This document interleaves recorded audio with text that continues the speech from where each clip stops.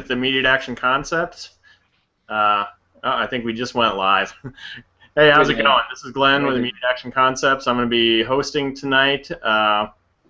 Garrett has another obligation, and so we'll see how all this goes. With me, I'm going to start with Solo, and then we'll just introduce ourselves. All right. Excuse me. And I'm just now finding the external so I can get everybody's comments. Solo with Soul Defense Training Group here again. Thank you for joining the Tactical Train Wreck. I'm sure it's going to be plenty of that.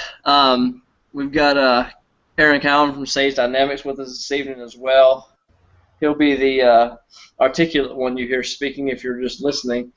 And then Nick from Practically Tactical. So what do you guys want to talk about this evening? Guns. Guns. Okay. So since you started that, what gun would you like to start off talking about until we get some good questions in the external?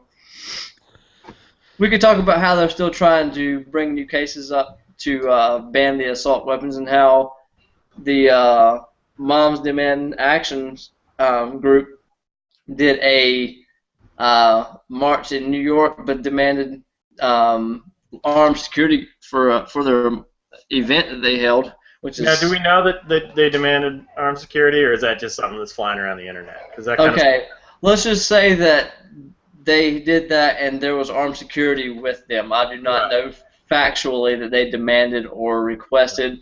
I do know that there was multiple security and officers. I'm sure they have no problem being protected by guys with guns. But they have a problem with the rest of the world protecting their own or the kids.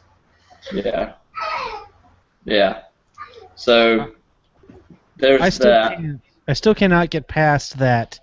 What rape is only 15 minutes long, but death is forever.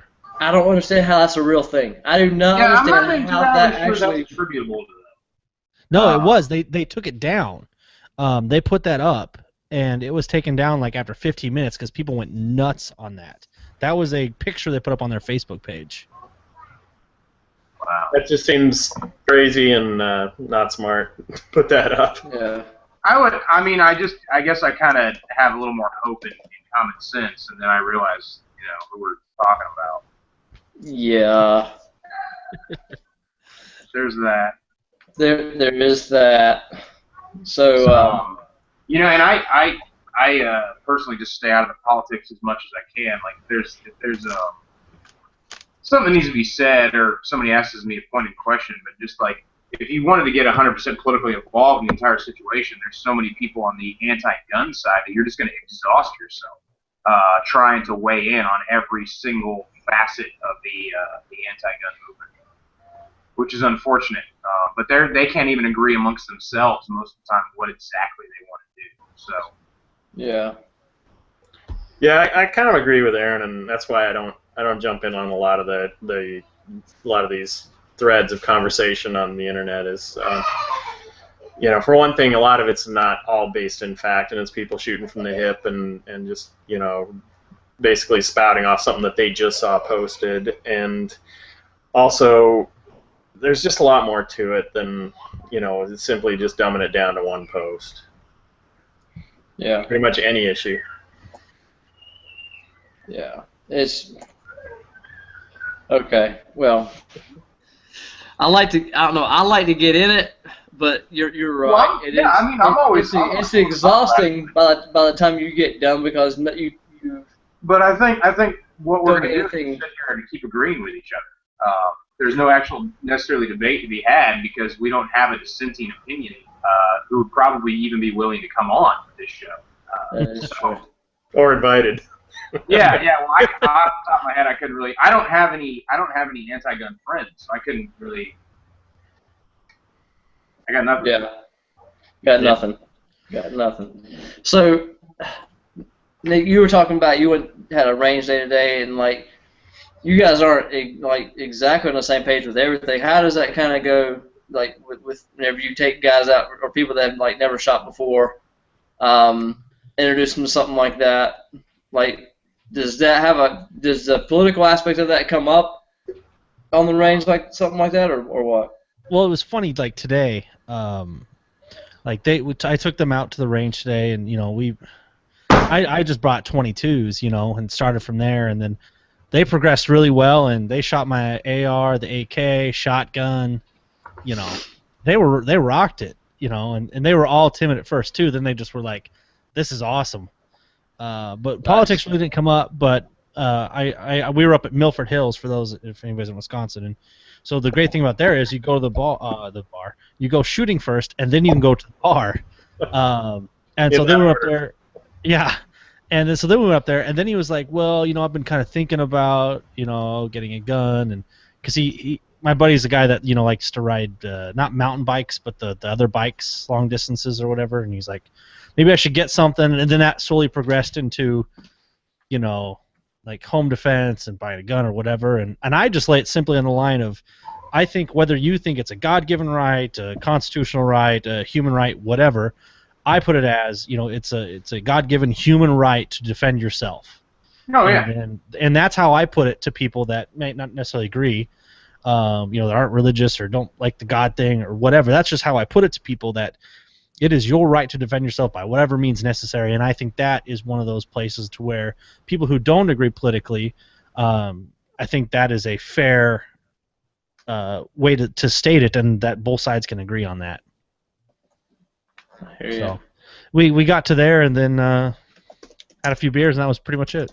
Yeah, I don't think I've ever actually. I know there's people out there, but I don't think I've ever met somebody that would put someone else's need or someone else's rights ahead of their own ability, their own need to defend themselves or defend their life. I mean, I've heard there's people that say that, but I've never actually talked to somebody like that.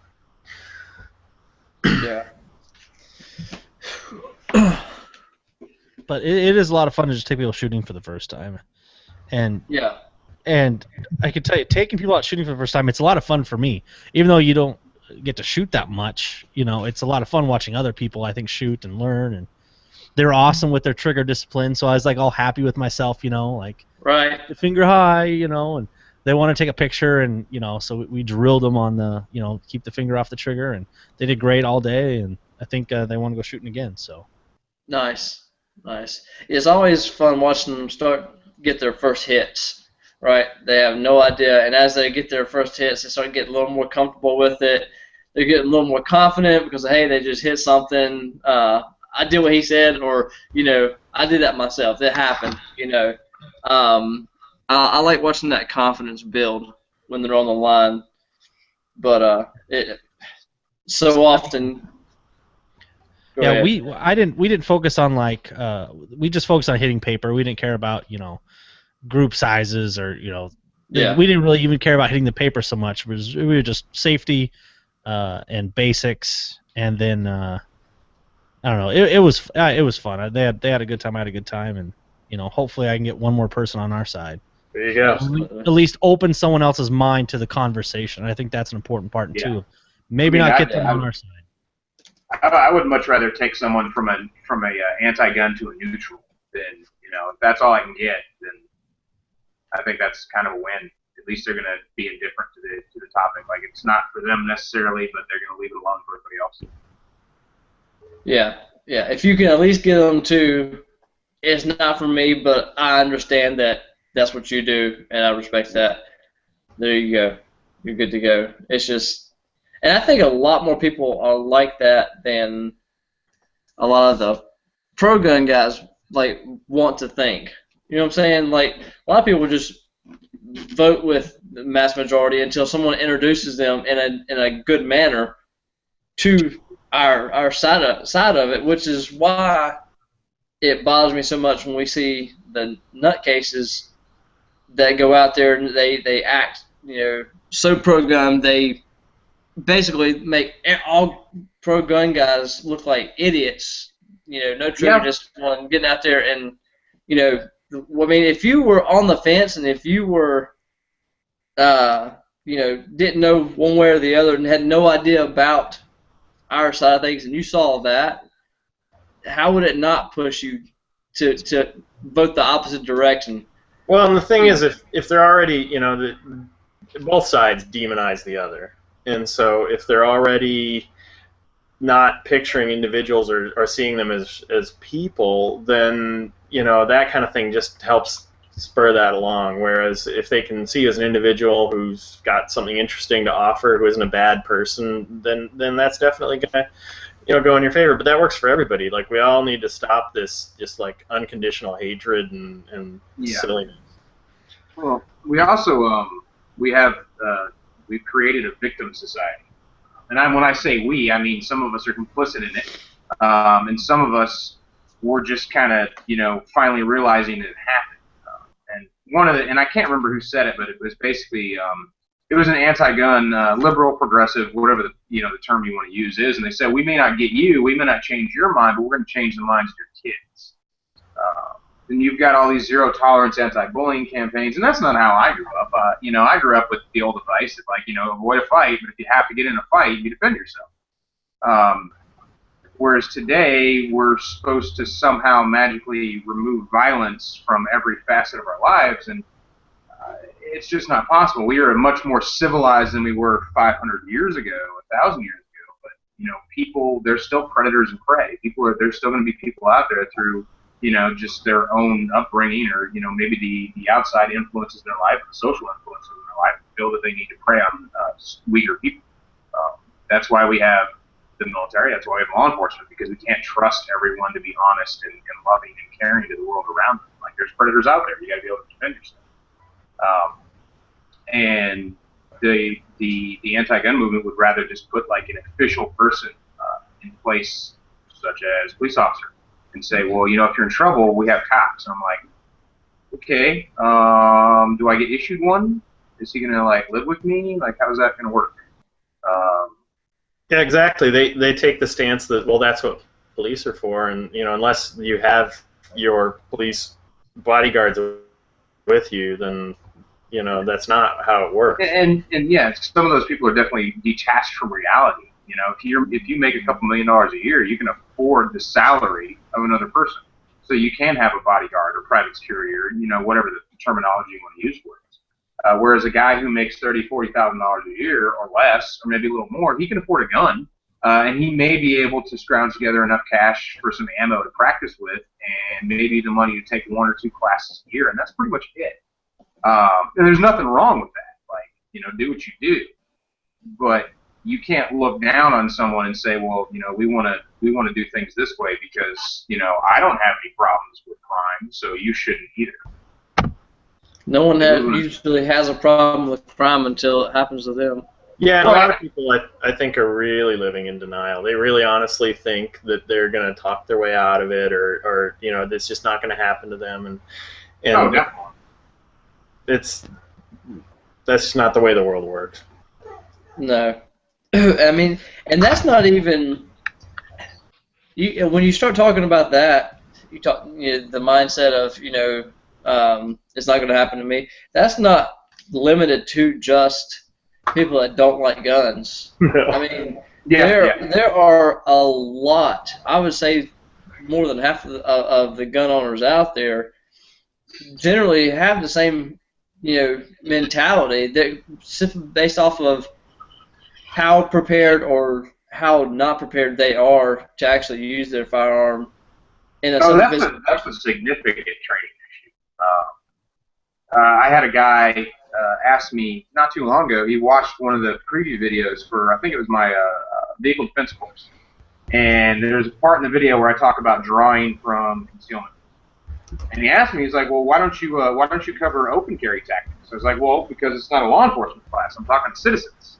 There wasn't a single student in the class that open carried. And I told him, I was like, honestly, in all the time I've been training, teaching to the private sector, I've never had an open carry guy in a class. And I was like, I'm not going to say y'all don't train, but I don't get you guys in classes. So either you're not coming to me, or draw your own conclusions. And I guess, it's like, I'm not going to cover something if it doesn't relate to the audience. And there's a lot of people out there that don't train. And it amazes me with just the instant access to information we have. You could start with Google and go from there. how many firearms myths still persist. I mean, I was in a conversation last night about stopping power that was borderline ridiculous. Yeah, just the whole. I mean, even that term, stopping power. Is like, Yeah. It's not. Stopping power applies to trains. It doesn't apply to bullets. At least small arms. Now, if you want to get into like 12.7 millimeters, 50 cals, and stuff like that, then we can start talking like actual stopping power. Yeah, but even the Chipotle guys aren't carrying that. Yeah.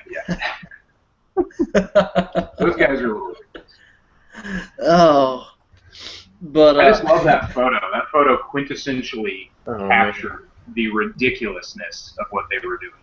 Yeah, I think one thing though, Aaron, to kind of talk about what you were talking about, people wanting you to address open carry or even to do different things on the range, is a lot of people that I've come in contact with are they want to go to the range to feel good. They want to, I refer to it as like ballistic masturbation, like, hearing the clanging of the steel or punching neat holes in the paper, and they're going to have an easier time doing that with the rig they're comfortable with. So maybe their tactical rig or whatever, their speed competition rig, and then they don't really, they're not really all that anxious to push themselves and get into uncomfortable, stressful situations, and because that's where real learning happens. But that's also scary, and you look dumb doing it. Yeah, I actually had a guy, and I'm sure we've brought this up before on past shows, but I actually had a guy come out to the class that I noticed as he was reholstering his gun one time that he was running, I think, a SIG 229, and he reholstered, and he cocked the hammer back in his holster, and he was ready for the next drill. And I was like, I went up to him, I was like, do you normally carry this? Do you carry, with the hammer back? Because this gun design is not meant for that, And his reply to me was, "Oh, this isn't my carry gun. This is my range gun. This is the gun I bring to the range and shoot." And he's taking a class. And I was like, I didn't know what to say to that at that point, That's. Wow. And it was one of the guys who didn't really want to listen that day. He was just there with his friends because he wanted they didn't want to be alone in the class. He just went with them to, nurse them as they were there. He probably went along to make sure that you had your facts straight. Yeah, apparently. So it was, and this is, I don't know, we'll get deeper into who this guy was or whatever, but this is the guy that supposedly had his stuff together. He thought he was. Well, no kidding. I dealt with, in the Air Force, I'm a combat arms instructor. That's what I do for the Air Force, and one of my counterparts at another base in my same career field actually told me that he had his shooters holster their Berettas, which is another double action, single action pistol, with the hammers back so that they'd have a consistent trigger pull coming out of the holster. And I basically read him the Riot Act and explained why that's not how the gun's designed. That takes away one of the features that Beretta designed in as a safety. Now, whether you agree with double action semi-autos or not, that's how the gun's designed to be used. The first shot out of the holster is double action. It's a longer, harder trigger pull. And then in the Air Force, we carry them off safe in the holster with the hammer decocked for that reason. So he basically was negating that inherent safety feature of the gun and the design feature of the gun and doing it with a whole line full of dudes. So, it's hard to... And besides that, they're losing reps on what that first trigger pull is actually going to feel like in the event they actually have to use it.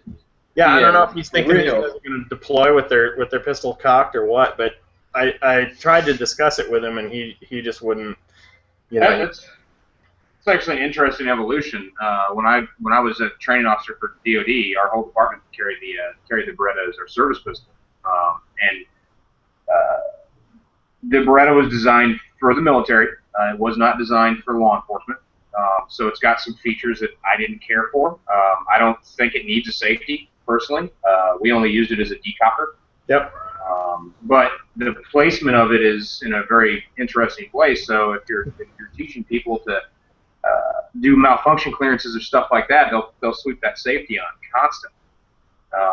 But I can't say I've ever seen someone by practice holster it cocked. Our holsters wouldn't have allowed it. Now you could probably get away with it in like a Blackhawk or something like that. But we used the Sparlet rigs, and there would have been no way to close the bail on a cocked handgun. Yeah, I don't know what holster they're using, and I completely agree with you. You know, I deal with Berettas all the time at work, but I prefer something with less controls. I think the Beretta is very control heavy, and I agree. If they're going to do that, it should just be a decocker like on the SIGs. Yeah. But with that said, the gun is the gun, and it's basically what you're issued. So you know, you learn to adapt to it, and you shouldn't negate. You know, make it less safe in the name of trying to make it easier to shoot. That's, you know, basically it's a software problem, not a hardware problem. Your software just needs to deal with that. And for me, when it comes down to it, I'm not a double action, single action fan at all. I think the striker fired. It didn't catch on when it first came out in the late 1800s, and it finally caught back on. I'd say, I don't know, probably late 70s, early 80s when we started to see them again, and, you know, in great numbers. I mean, there was a Strayer GB and something else. I'm not a gun historian by any stretch of the imagination, but I like to know what I'm working with. And now you're seeing it more and more and more, and every now and then someone tries to reinvent the wheel and bring out like a new revolutionized double action, single action. I'm like, no, we're done with this. Like, this is old technology. We want to move on. I'm always surprised when everybody gets excited about a new... Yeah, you're going to get the purists who hate me for saying things like that. And I'm like, dude, I like a consistent trigger start to finish. Yeah. Consistent trigger. That's awesome. I think it's cool that SIG finally, you know, jumped on the bandwagon and did a striker-fired pistol. And HK now has another one that doesn't have the trigger pull of a staple gun, which is pretty cool. But it's like, am I going to pay $700-something for this, or am I going to run down and get a Glock that just works awesome? Or, you know, MP, or what else is there? XD, and am I missing anything? Those are like the three big ones, right? Yeah, and then the Steyer's been out for a while, and Yeah. Sorry guys, I'm hopping back in here. What are you guys talking about? Oh, you want us to just go back and rediscuss everything? Absolutely. Yeah, we can. Back over everything. It was quite the evolution in discussion right there, from non-training issues to training issues. Now we're talking about striker fired versus double single actions, which I contend is still a training issue. It is still a training issue. We started. I don't know if I thought somebody else was talking. But where are we right now? We none of us like double action, single action guns. Well, I mean, it is a training issue, though. I know from personal experience, it's I can bring someone from basically the beginning of their evolution on firearms to a competent skill set on a striker fired gun a lot faster than I can in a double action single. Yeah, from a trainer perspective, I'd much rather the world was a Glock M&P striker-fired, whatever your brand is, world. But, you know, people show up with what they show up with, or in the case of an organization or a department, you're issued what you're issued. And so yeah. I mean, I went from the Beretta to the SIG 228. That's what I carry at work. Choice. It's what I get. It's a good gun. SIG makes a great gun. I just would rather have a Glock. Yeah. Personal preference. I mean, to me, I think striker fires are taking over the market for one. I mean, they're simpler to manufacture. They're more cost-effective to manufacture. I mean, I think striker fire is the way to go, especially if it's a newer person. But I do really want to get my hands on that Lionheart LH9. I got one. Yeah. And I think it's cutting-edge double-action, single-action technology that should have come out, like, say, 85 years ago. The cutting edge for 1991.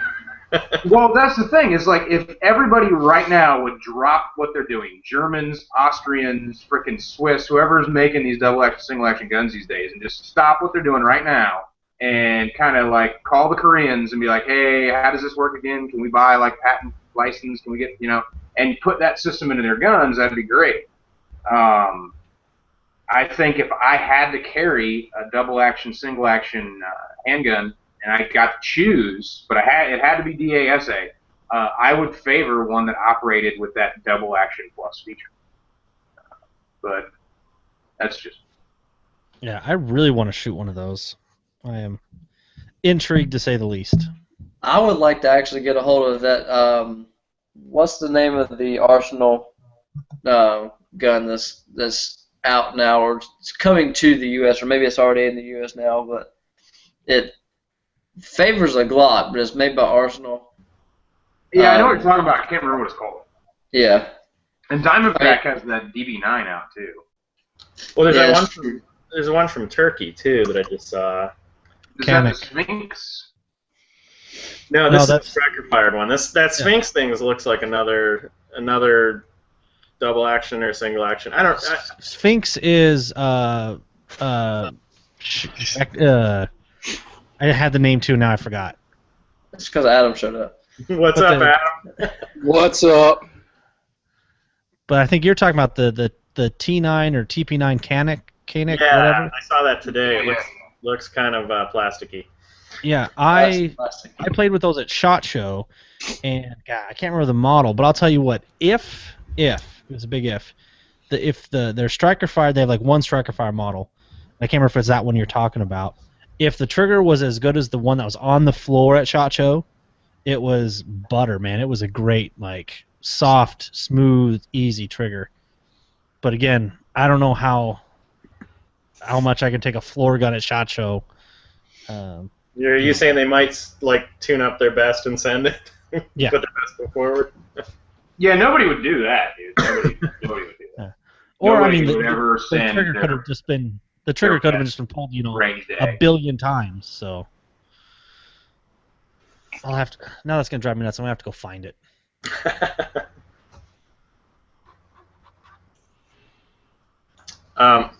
But yeah, I totally get what you're saying when people get excited about a new double action. It's like, oh wow, I guess if you're a historian. Yeah. Well, Para-Ordnance, I remember when they came out with the LDA, that light double action. The 1911 community basically almost, at least from my impression, almost self-destructed over if that was a good or a bad thing. I think there's still some heated debate over that. I had one. I can't remember what model I had. I think it was the LTC2 or something like that. Because I used to be a 1911 guy. I used to have a lot of 1911s. Yeah, I thought it was a great idea.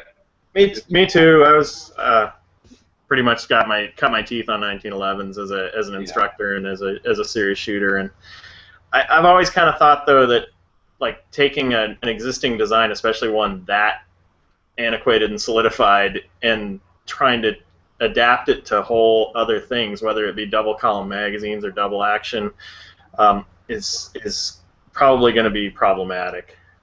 Yeah. Plus, it's got a leaf spring in it, so that's kind of 1800s. This is true. I'm just waiting for somebody to make a striker fire in 1911. Somebody's going to do it. Somebody's going to do it, and I'll probably buy one. Nice. 9mm double stack. I think Adam already has one. Yeah. Yeah, I got a 9mm 1911, but not striker fired. Well, you need to get on that, and make it a piston gun too. Yeah, piston, striker fired, 1911 double stack, and 9mm. That's what we want. Totally doable. Very little R&D. Throwing the gauntlet down, gun industry. Yeah, that covers all the bases actually. And then I'd wait 2 or 3 years until Nighthawk started making like a custom edition one. Save up my pennies and buy that. Until then, I'll just keep buying boxes. Nice. It's gonna be a lot of pennies. Yeah, it will be. I'll start saving pennies now every time I have them, which is very rare because nobody carries cash anymore. And I was wrong on that handgun. I confused that with I looked at the SAR Arms ST9. That's the one that had the great trigger. Okay. So I like I that don't remember. SIG. That was one of my highlights from SHOT when it came to the handguns. That Striker Fire SIG was really nice. But again, it comes down to cost, and I've never had a quality control issue with a Glock, so there's no reason for me to switch to the SIG. The ergonomics are close enough. The control features are different, but I would agree.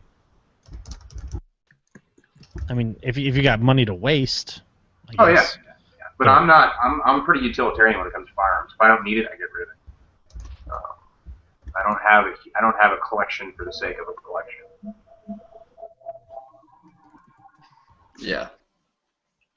Sorry about that, guys. Anyway, I think everybody that's gotten into firearms at some point has gone through that whole collector's mindset. I know when I first got into guns, all I wanted to do was buy another gun because buying the first one was freaking awesome. And then ammo got so expensive that there's no point in having the guns that you don't shoot because you need the ammo for the guns that you do shoot. So yeah, I guess it kind of trips people out when I tell them, like, they're like, hey, what do you have? And I was like, Glocks. They're like, what do you got? I was like, I got some 19s, I got some 17s, I got one 26, and I have one 380. All my Glocks are chambered in 9mm, and I'm good to go. I don't own a single 40 cal or 45. Yeah, I've never really had the luxury of being a gun collector, and so for a while I had 3 1911s, and now I have a Glock and two 1911s as far as pistols go. And people are always asking me, they're like, you must have a lot of guns at home, and I'm like, no, just the minimum. Wow. Yeah, within the last 5 years, I've owned an FN45, the HK Model 45, the HK Model 45 Compact, M&P 45, M&P 45 Compact. What else? Glock 21, Glock 21 SF, FN57. What else? No, forget. Oh yeah, the Paraordnance LDA, Wilson Combat Nighthawk, Kimber, and something else. That was all within the last 5 years, and I own none of those. They're all gone. yeah. What real quick here to take us off subject, of course. Thoughts on the 5.7 round? Not necessarily the gun, but the round. Super expensive. Yeah. Yeah. I'd like to point out that I own that handgun twice. The first time I bought it was when it first came out, released for civilian sales or whatever, and I could not shoot it for 6 months because I couldn't get ammo. So I sold it, and then I bought it again years later. I think for what it's designed for, it's a great round. Obviously, you're getting ammo from, I think there's 2 manufacturers that make that round. Might be more than 2 now. I remember there was just 1 for a long time. There might still be. I'm not sure on that. I think for what it's designed for, if you think of it like a handgun round, it's an awesome round. If you start thinking of it like a rifle round, it's not a good one. Yeah, that's such a niche. Those calibers, those PDW calibers are just such a fine niche, and it's great if you're a Navy SEAL or a Secret Service guy that has a really articulatable need for that gun, or you're just a gun collector who likes to spend a lot of money on ammo. But there's always, that's the problem with ammunition anyway, is there's so much overlap in capabilities. Like new calibers, I'm definitely not going to be your flavor of the week new caliber guy, because there's probably already something out there that already does that or does better. Well, terminal ballistics are, pretty much where every round eats its lunch, and the 5.7 round terminal ballistics, I mean, they're impressive for what the round is, but it's not so groundbreaking that I would recommend running out and carrying it. One, it only comes in a full size. 20-round magazine, you can get the 30-round extension, which is nice to have 30 rounds ready to go in a somewhat concealable handgun. But I don't think it really caught on, one, because of the ammunition, the fact that you couldn't get ammo for a long time, and then, today we get the ammo costs. I think it, like you said, Glenn said, it fits that niche. If you need to punch soft armor, it's awesome to have. But everyday carry, horse heads here. Not a fan. Derpy horse. Hey, before we get on to Derpy horse, I just wanted to add on that also. When we're talking about ballistics, every ammo manufacturer comes out with something new, and they always tout like the highest theoretical potential of that round, whatever terminal, what it's remotely capable of doing. And I just read in a NATO surgery handbook talking about ballistic wounds, and said the doctor that wrote it basically said what you need to do is look at the wound you're faced with as a doctor, not the theoretical potential of that round. So basically, the rounds do what they do, and a lot of times it's way short of what's advertised. So oh yeah, definitely something to keep in mind. Hey, we had a little thing from Militaristics on the external. He wants some more info on that AR that Adam showed off on Mac's video. That looks like a real nice design. So Adam, you want to talk to that a little bit? Yeah, it's just one of the 3 rifles that we're developing right now that ADM will be releasing hopefully in the next 60 days. It's a complete ambi rifle. I hate to say it, like pumping it up, because there's so many companies out there like, it's the newest, latest, greatest, most innovative. Fucking, it'll cook your waffles and flip your soda. Ambi, does that mean it likes girls and boys, or what does Ambi mean? It goes both ways. It's lefties and righties, so retards and smart people. Nice. I'll let you be the judge of which one's which. It's a product that I have been deeply involved with, and I took a lot of stuff that I know about the industry that I've been for the last few years, and really tried to apply it into a very economical package. And I'm going to let the gun kind of speak for itself, and when they get out to the market, there'll be a variety of people look at them and play with them. Was that the rifle that was in the Griffin armament booth? Yeah, you took pictures of it. Adam? Yeah, that was the one you took pictures of and did the article. Yeah, that was I wrote an informative on it. I absolutely loved that rifle. Just put my hands on it, and I had talked to the boys about that, and they told me really great things about the material the rail is going to be made of. And I just thought, because the AR wasn't designed from inception to be ambi control. Obviously it's pretty easy to put an ambi safety on it, but everybody's tried a different way to do ambi bolt releases and ambi mag releases. And that Griffin rifle, or ADM, I don't care whose name's on it, I want one. The ambidextrous controls were just intuitive. They were right where they should have been all along. I thought it was great. And it's funny to see where we are now from SHOT Show.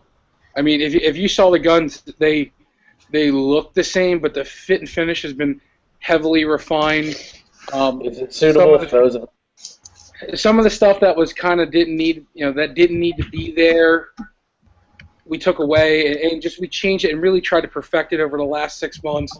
And it's something, like I said, I'm very proud to be a part of, and we'll be down in probably Atlanta in a few months, and I'll make sure you get to come by and play with one, and it's going to be something that I'm really stoked to play with, and I really hope the market takes well, because it's a gun that's going to offer all the benefits that everybody wants in a rifle, and it's going to, an MSRP at a really, really affordable price for what it is.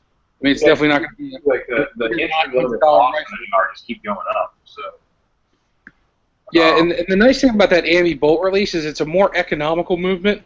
The previous company I had, you had to break your hand and push in and out, which is not very ergonomic. Where this one is simply vertical movement of up and down. I have one lower with the built-in release. It's this Precision. That billet one that has a really aggressive magwell flare. And I don't use it. I don't use the right side bolt release because it's just a pain in the ass to press with my index finger. I end up having to break my grip to use that particular release. So I just go the old school way and just smack the paddle. And that was one of the things I went into design of it.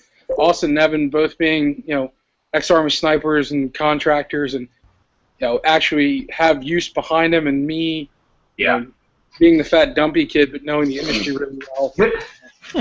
We really think that we have something, and like I said, it's actually going to be in one of the next like 2 recoils or something like that. We're going to shoot video for or pictures next month. So there's a lot of really cool things on the horizon. Somebody steal that out from underneath me. That's awesome. Yeah. I knew it was going to happen. I'm not mad at him. Well, no, I mean, you're there. I talk to Reader legitimately like every day. Yeah. I was over at Nate's house last weekend. Trust me, I'm very. Yeah, because I talked to Shot, and I said I wanted to get it in the magazine, but I couldn't make any guarantees. So I don't know what conversations have taken place since then. But I think it definitely deserves to get out there in print, not just on the web. That's a great rifle. It was kind of interesting how it happened. I was at Suffolk, and I was eating dinner with Reader, and he saw the gun and was like, that should be in our magazine. And he called up Ian, and we've been talking, and like I said, hopefully big things happen. Very cool. Aaron, you just put up a video about shooting T-shirts. You want to talk about that a little bit? Validation drill. I use that drill a lot because, and I'm sure anybody who kind of follows, I guess, my ideology knows I'm not a big fan of bullseyes or diamonds or squares or 3x5 cards or anything like that because I'm a self-defense shooter, so I teach people to shoot people. But targets are what they are, and we do sometimes need a point of aim in order to, bring people together and show them, like, okay, let's work on precision accuracy. But when we talk shot groups, it's a lot different shooting a really tight shot group on a piece of white paper or a piece of blue paper where your target is, and then actually shooting clothing and assessing if your ergonomics and your weapon control are really good, or if you're visually aiding yourself as you shoot. So throw up a black T-shirt on a target, shoot as slow or as fast as you want, and then you can basically go up there and validate and compare it how well you shoot against clothing versus how well you shoot against paper. Yeah, no, I thought it was really good, and I think it's important as shooters, especially serious people training for defensive shooting, being realistic and also kind of progressing their way toward more and more realism, more and more stress, and less of that artificial feedback. Like I said, the ringing steel or the nice little neat holes in the paper, and that's just a great way. The tail's going to be in the tape when you lift up the T-shirt after. Everything's over, and that's a no shit analysis of what you just did. And sometimes when I film, and this is a dirty secret, I'm not just as hell. I will intentionally show my worst shot group instead of the best one I shot, or I'll miss on purpose just for the examples to be provided to the viewing public. Because I understand that like people are going to look at video, and some people may just get all of their practice tips from video. They may never actually go to a class. And since I know the reality, most people, they're forced to use indoor ranges, I try to put as many drills out there as I can that someone can actually use on an indoor range. It's not 100% more realistic. It doesn't have the same benefits of shooting on an outdoor range. It allows movement, drawn from holster and stuff like that. But every little bit helps. And that's a drill you can use on any drill. You can combine it with any drill you're doing. Yeah, it's just a good metric that you can apply, to do a little bit of a reality check. And I like that. I got another one. I gotta finish up the film and basically address this. Kind of takes. It's a little more realistic as far as like distance shooting is concerned, like especially with the handgun. I might run it with the rifle too. Just kind of give people a different way to think about the realities of engaging a target at greater distance and how it's important to be consistent at 25 yards and be able to shoot a really nice shot group, a really acceptable shot group at 25 yards. But realistically, your bad guy's not going to stand still. So this drill is going to kind of address that and give people kind of a new goal, so to speak, to work on. So I should have that out probably within the next month. One of the best things I've heard from a total non-gun person was watching The Way of the Gun. Yeah. With the director's commentary turned on. Have you ever done that? Yeah. Because Christopher McQuarrie makes a point. He says once guns come out, everybody starts moving. Yeah. It's very true. Movement's huge. And in fact, sometimes we have inherent evolutionary programming that makes us move. Either move or freeze. It can go either way. Right. whatever's least productive for you is probably what you're gonna do. Yeah. I've got to say, I really appreciate. I'm sorry, Nick. Go ahead. Oh no, go ahead, Wyatt. Well, I'm long-winded, and you're probably short-winded. Oh, I was gonna drop out, but I'm gonna say for the record, all my misses are on purpose on video. So I'm just gonna throw that out there. I do that too. Disclaimer. I gotta drop out though. Thanks for having me. I think it's important to show your work. See you, dude. That's why I got to film it. Thanks, Nick. Take care, guys.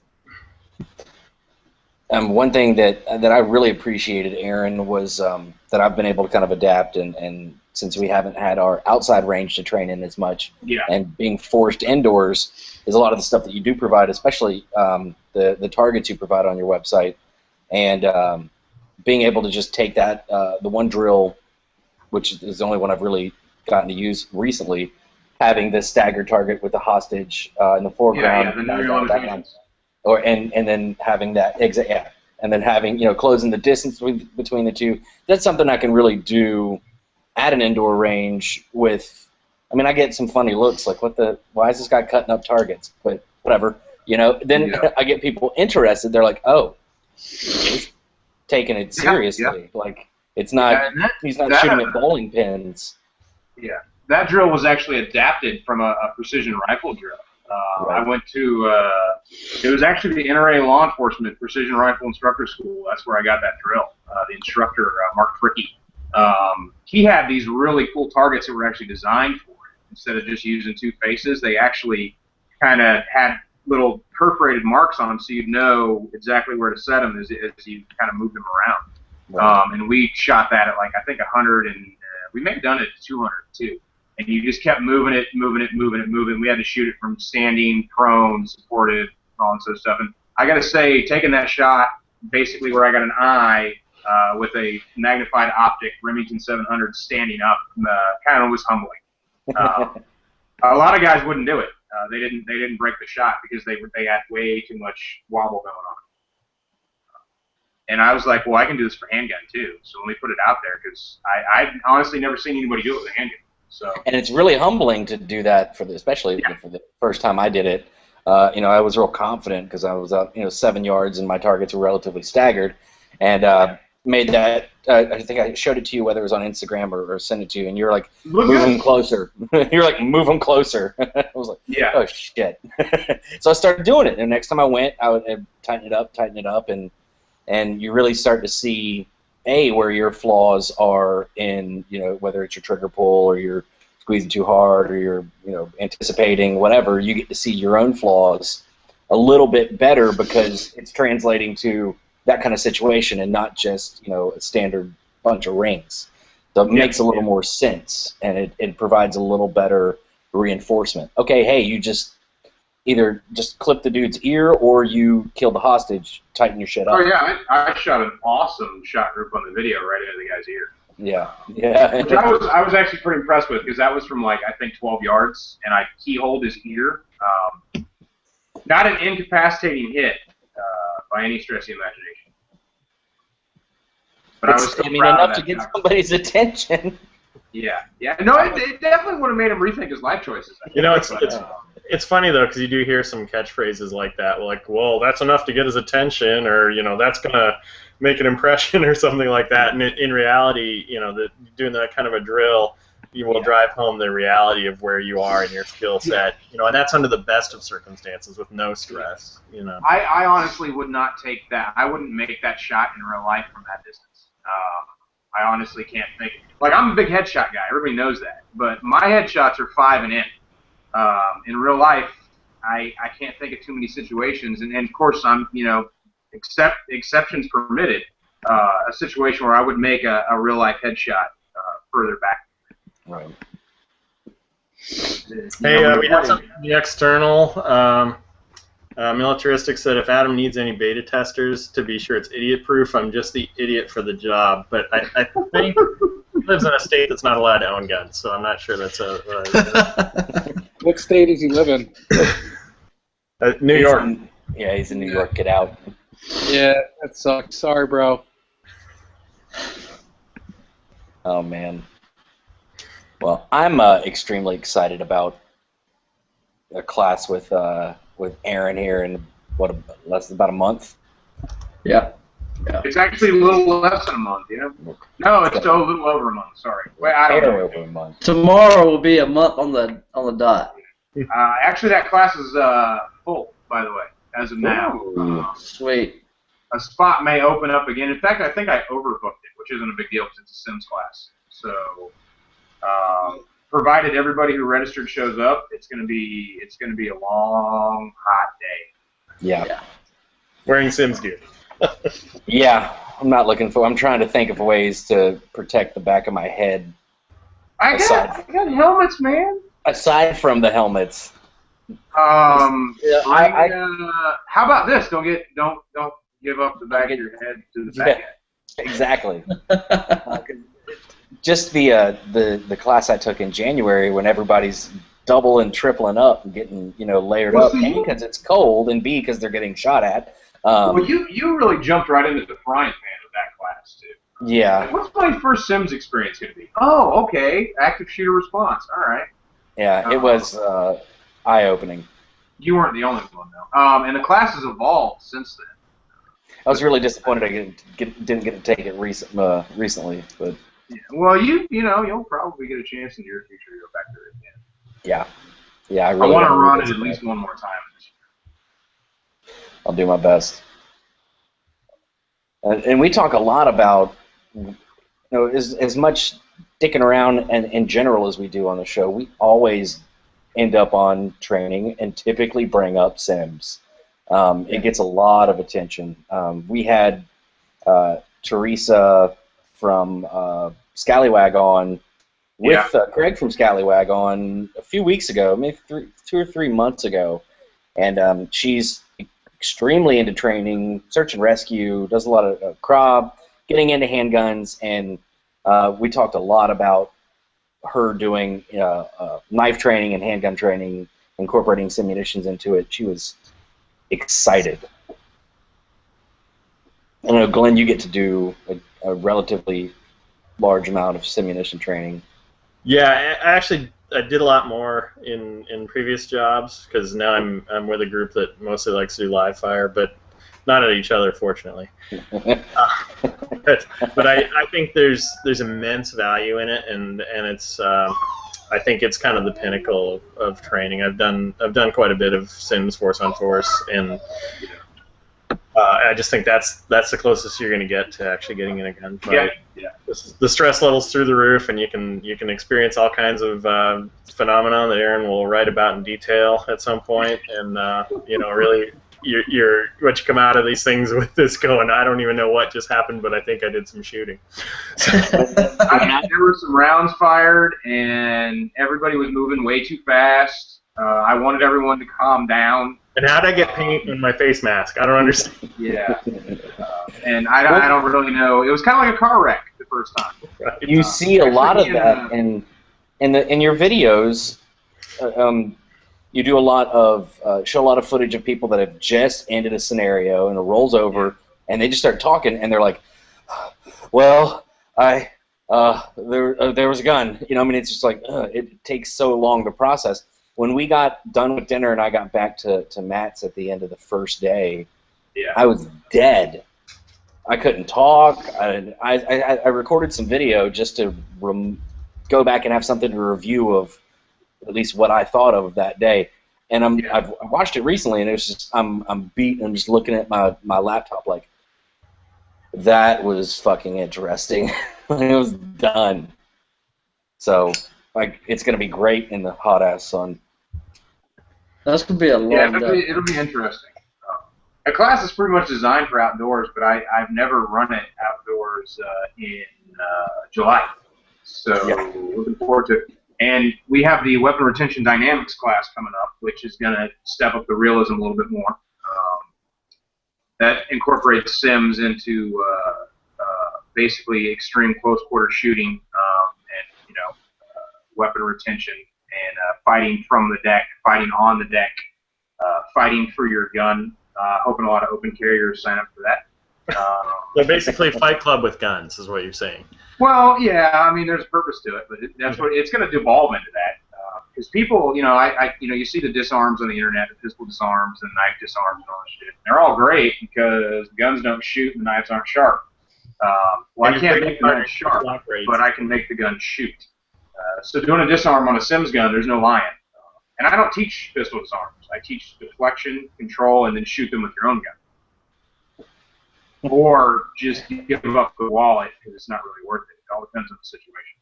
Yeah, I think it's like knife disarms. A trainer I worked with once said, the disarm might happen, but you're not looking for it. Like, no, I control the hand of the arm.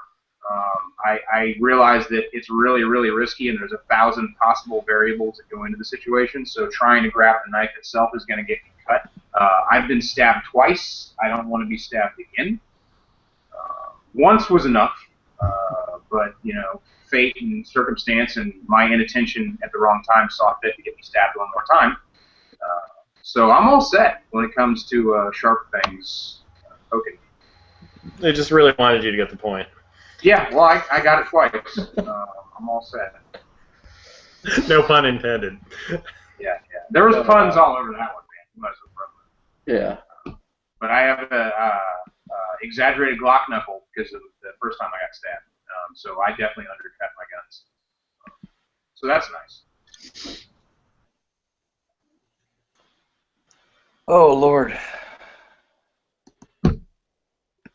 Why? What do you got? I'm sorry? What do you got for us? I'm beat, man. I'm a long day. And today was brass cleaning.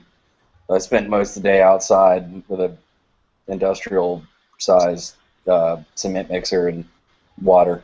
That typically is Spiro standing over you with a bullhorn, like in a hose, yelling at you and spraying you down. In Greek, at that. It makes it really scary because I don't understand a fucking word he says. When people yell at you in Greek, you just keep doing what you're doing and hope you're doing it the right way. But no, and normally I don't have my son on Wednesdays. I had him tonight, so I was a little late. But we had to go do ABC Mouse. All right, deal with it. Well, I know. Nothing really new on our end. We did. We are pumping out 147 grain for UCAN guys, so we've got. Peeny's getting some in the mail here soon, so it came today. Oh, it got there today? Yeah, we went out back and shot it out of the back of the shop. That was swift, dude. I'm telling you, man. It's not. I mean, it's FedEx, but we ship quick. Yeah, if you gave it to those idiots at UPS, you'd never get it. No, they'd be shooting it in the back of their truck. Training. FedEx usually takes care of me too. Oh, but no, yeah, that's about all that's new on our end. Most of the stuff on the HCTV end is kind of slowed down a little bit. We're still in between ranges, looking for good places to film, and having a little trouble on that end. But filming where we can and having fun, getting stuff out. We did put that Enforce WMLX video up a while ago, which was a lot of fun because that thing's a beast. Oh, you like it? I still haven't got it. I like it. And if you haven't gotten one by the time you come up here for class, I'll bring it out. You can fiddle with it. Yeah, I'm a big Surefire guy. I have 2 of those. I have the first gen one that they sent me a T&E like 3 years ago. And then I bought the updated version with the momentary only, which is the only way to go. Right. But I still, favor Surefire. I do like the WML for the fact that I can switch to IR, which was really nice, but it's so rare that I run night vision. Surefire does that now too. They're the new Scout Light switches. Yeah. The problem is I can't put a Scout Light where I want it. Right. That's always a problem, is real estate. I really wish Surefire would make an X300 that I could change the heads on. They're not going to listen to just me. There's some other people to get in on that one with me. That would be nice, though. That definitely would be nice, but it would add to the size, just even adding those threads in. Well, I guess We'd all have to buy new holsters, which would keep. Yeah, it's not something you'd probably put on a handgun either. I remember, I think it was SHOT Show 2013. They said they were coming out with an IR dedicated X300, but I never saw it. It may exist, but I can't get it. Well, I guess, yeah. Go ahead, Glenn. I guess that's it. Unless anybody has anything else they want to add or we missed anything. Yeah, I think we're getting ready to close it out. One last look at the external and around the room. Aaron, Solo, what do you got for us? I don't see anything out there. If you want to sign up for the upcoming Stage Dynamics class in North Carolina, you cannot because we filled it up. To all the guys coming out, glad that you're coming out and supporting it. Should be a fun day. Bring lots of water, Gatorade, and Kill Cliff. It's going to be hot. And a cup. Make sure you wear a cup. Mm-hmm. Yeah. Oh, I've already got that on the list, thanks to Derp. Yeah, I'm warned him. Gotta wear a cup. I didn't get shot in the balls, but I'm damn glad I If had you the don't wear a cup. cup, you will. It's just guaranteed. That just happens. It's law. Yeah. So. Adam Peany, you got any parting thoughts for us tonight? Not at all, man. I'm just sitting here trying to get some shit moving, doing some work, so sorry if I'm not being very interactive. But you're fucking handsome. I try to And be. he told us all kinds of cool things about the rifle. So. You did. Yeah, that was kind of awesome. I'm excited about it. It's going to be pretty fucking kick-ass. It's something different. I like different, especially when I think your guys' is different is better. I appreciate that. That means a lot. I can't wait for other people to see it and be like, holy shit, this makes sense. Yeah. Aaron Cowan, you got anything for us? No, I just have a beer.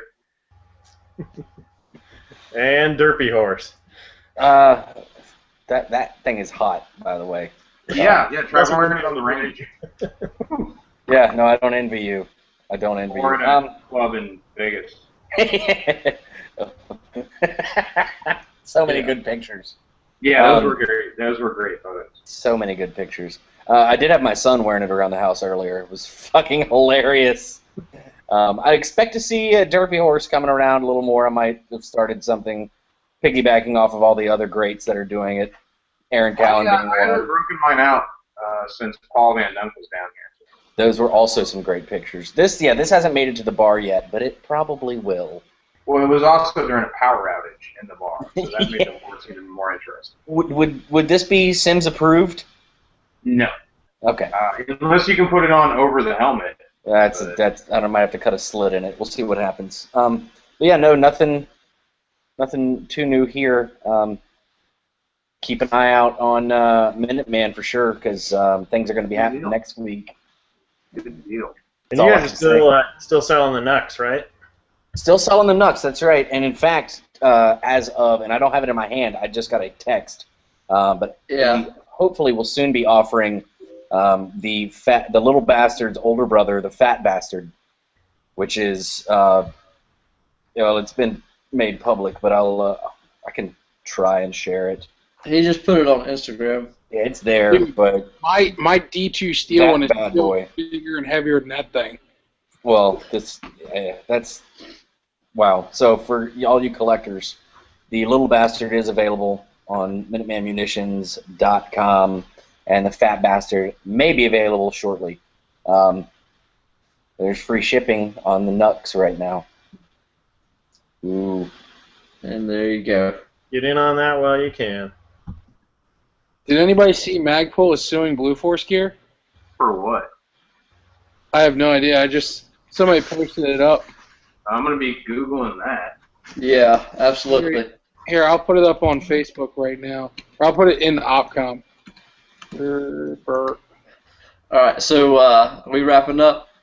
Yep. So thanks, guys. Appreciate it. Thanks, everybody that joined us tonight, and look forward to more train wrecks in the near future. Awesome. And